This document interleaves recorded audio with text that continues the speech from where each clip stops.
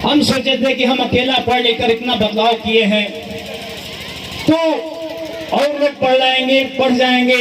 उन्होंने बहुत से अपने मित्रों को, अपने समाज के लोगों को विदेशों में ले जाकर पढ़ाने का काम किया अपने खर्चे से। लेकिन जब पढ़ लिख गए, अच्छी नौकरी मिल गई, वहीं पे वो लोग वही नौकरी करने लगे और वहीं बस गए, दोबारा वापस इंडिया नहीं आए कि हमारे समाज के लोग किस तरह से जी रहे हैं वो मुड़ कर देखना नहीं चाहे।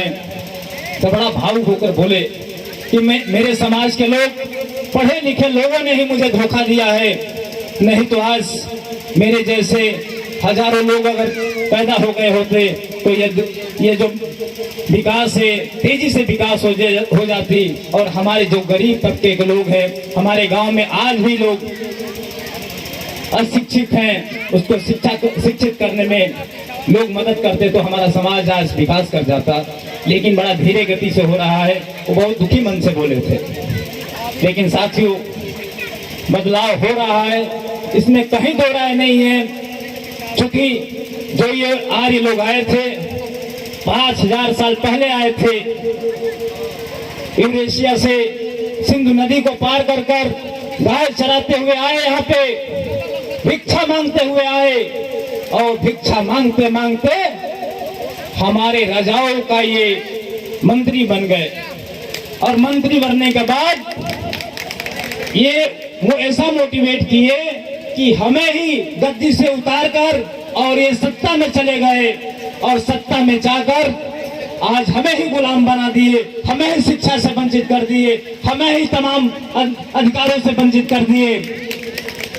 ये आर्यों से सावधान होने की आवश्यकता है। मैं, आप सभी लोग जानते हैं मैं किन के लिए बोल रहा हूं।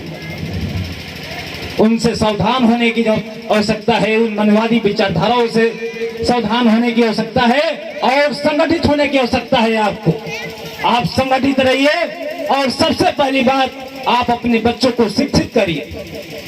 आप बच्चों को शिक्षित कर लेंगे तो निश्चित रूप से वो संगठित भी हो जाएगा और अपने संघर्ष के बल पे अपने अधिकारों को ले भी लेगा। बाबा साहब की पत्नी जितना उनको सहयोग की है, उससे भी आप महिलाओं को शिक्षा लेनी चाहिए। अम्माबाई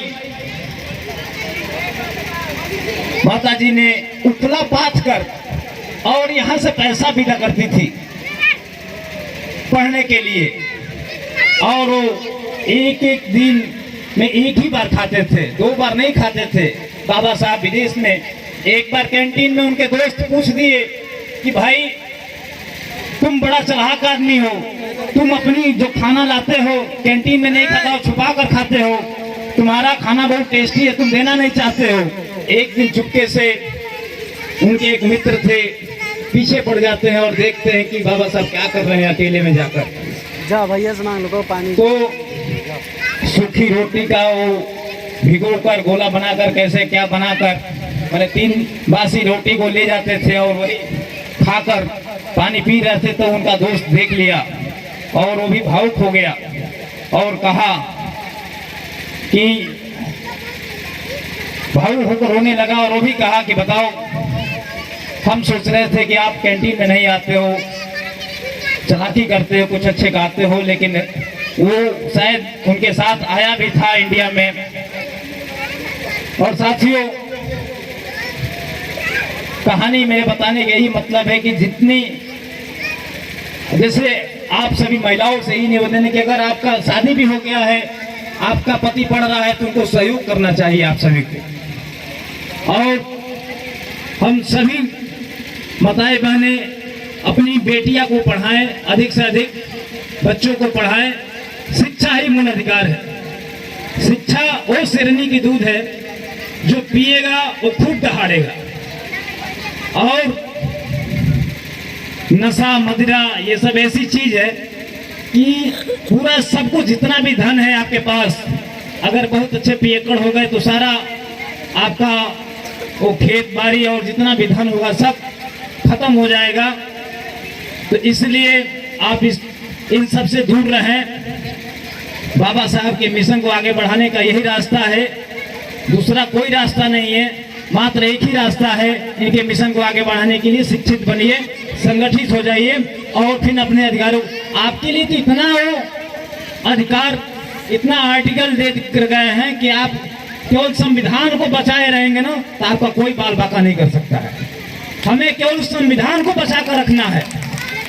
संविधान हमारे पास रहेगा तो किसी की क्षमता नहीं है कि हम पर उंगली उठा दे, हमारी नुकसान कर दे। बस संविधान को जिंदा रखना है। लेकिन वर्तमान समय में वो खतरा है, लोग संविधान को बदलना चाहते हैं, लेकिन हमें भी तैयार रहना होगा।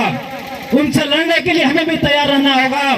जिस दिन संविधान पे खतरा आएगा, हम अपनी जान देकर संविधान को बचाने का काम करेंगे। साथियों, हम सभी लोगों को ऐसा संकल्प लेना चाहिए। एक बार हुआ था ना, SC/ST कानून को हटाने का प्रयास किए थे, तो हम भी दिखाने का काम किए कि अगर हटाने का काम करोगे तो हम तुमको भी हटा देंगे इस देश से, फिर जहां आए हो वहीं पहुंचा देंगे। साथियों, आप सभी को मैं फिर से पुनः बहुत बहुत धन्यवाद देना चाहता हूं और बड़ा ही मेरा मन गदगद हो जाता है जब आपके बीच में आता हूं और ऐसा कार्यक्रम देखता हूं। और आज हम लोग लगभग 4-5 कार्यक्रम कर लिए।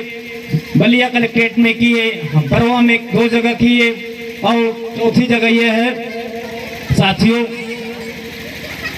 बहुत बहुत धन्यवाद। मैं अपनी बाड़ी को विराम देता हूं। आप सभी को फिर से नमो बुद्धाय।